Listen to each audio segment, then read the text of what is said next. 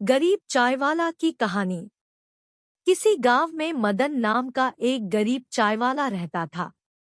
उसके घर में उसकी पत्नी सीमा और उसकी बेटी रीनू थे।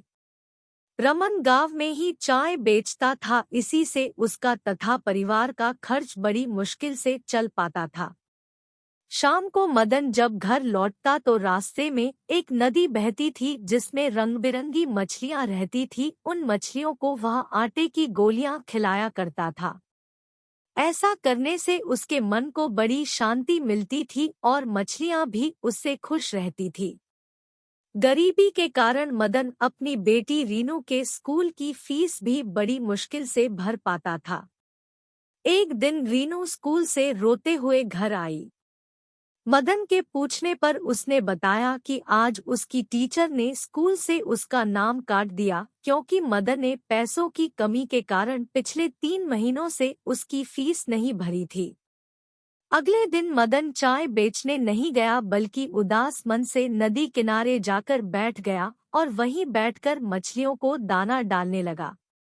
जब वह वापस जाने लगा तो उस नदी से एक सुनहरी जलपरी निकली और मदन से बोली कि क्या बात है मदन, आज तुम उदास लग रहे हो।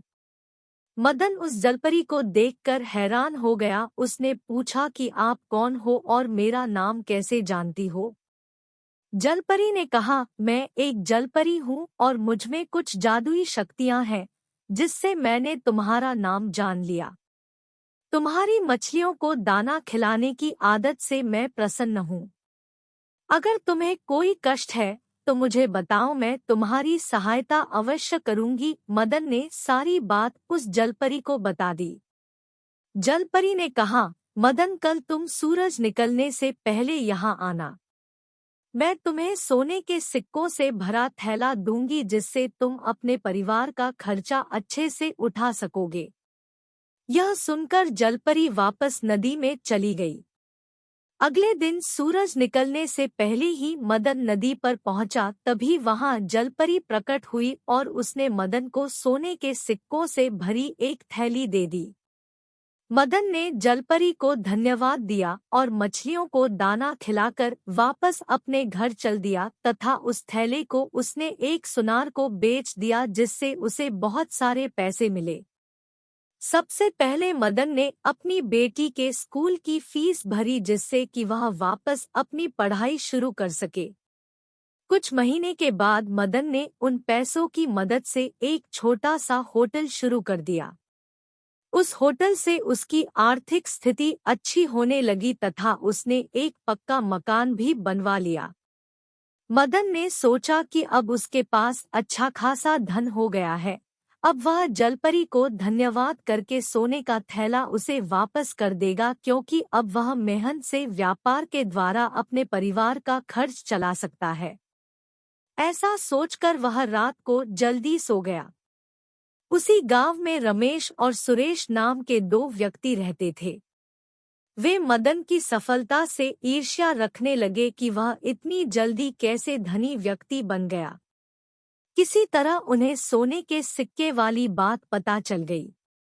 अब तो रमेश और सुरेश ने एक योजना बनाई कि कल जब वह नदी के पास जाएगा तो हम उससे सोने के सिक्कों की थैली छीन लेंगे।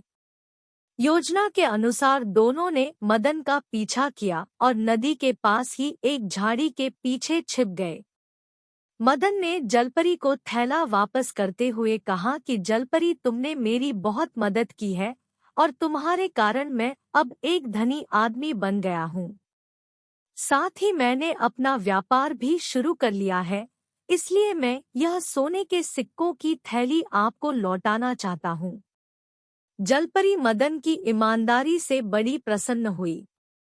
अभी वह बात कर ही रहे थे कि रमेश और सुरेश दोनों ने मदन को पकड़ लिया और उसे धमकाने लगे और थैला देने के लिए कहा। यह देखकर जलपरी ने अपनी छड़ी घुमाकर उन दोनों को बेहोश कर दिया। उनके बेहोश होने पर जलपरी ने मदन से कहा कि हमेशा ईमानदारी से अपना व्यापार करना जिससे व्यापार में तुम्हारी खूब तरक्की होगी। यह सुनकर मदन ने जलपरी से वादा किया कि वह ईमानदारी और पूरी लगन से काम करेगा। उसने जलपरी को धन्यवाद दिया और सिक्कों का थैला सुनहरी जलपरी को वापस कर दिया। फिर उससे विदा लेकर अपने घर वापस लौट गया।